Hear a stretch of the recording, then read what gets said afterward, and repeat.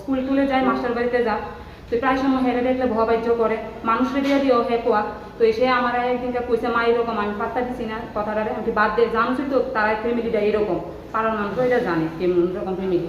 তো এই আরেকদিন তো কইছে আমরা বিচার দিয়েছি হ্যাঁ বাবা, তো তাই বলছে ঠিক আছে প্রদীপ আমি জানান। তো আরেকদিনটাও সে ভবাজ্য করছে। তো এই আজকে গেছে গিয়ে সেরা উপরে রাস্তা পাইছে বলে বৌদি এরকম এরকম করে বহাবাজ্য করে, আপনি একটু দেখেন না আপনার ছেলে। ও ভাই আমার ছেলের বহাবাজ্য অনেক মায়ের পিট করি, কিছু হয় না, তুমি একটু বুঝাই রাখো। তো সে আমি বাইক গেছি বলে দিয়ে সেটা হ্যাঁ কই তোমার খোলা কই, আমি কে হ্যাঁ তো হ্যাঁ দিদনের বাড়িতে গেছে। কটা একদম হ্যাঁ কি বেগটা নি মোকাবিলা করতে হলে আমার লোক মোকাবিলা করো।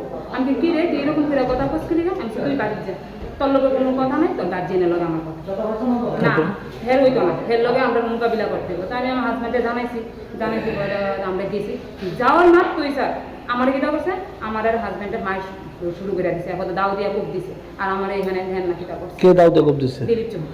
দিলীপ চৌহান। কি করে? কি করো দিলীপ চৌহানের ছেলে কোটা করছে, মানে এটা ব্যবসার জন্য। কোনখানে বাড়ি? বাড়ি কোনখানে? বাড়ি শ্যামলী বাজার 3 করবা। পুলিশে জানাইছে এই ঘটনা? এখন তো আমরা তখন জানো, আর অলরেডি পুলিশ গিয়েছে। আপনার হাজবেন্ডের নাম কি? প্রদীপ দেববর্মা। কি করে? অটো চলে।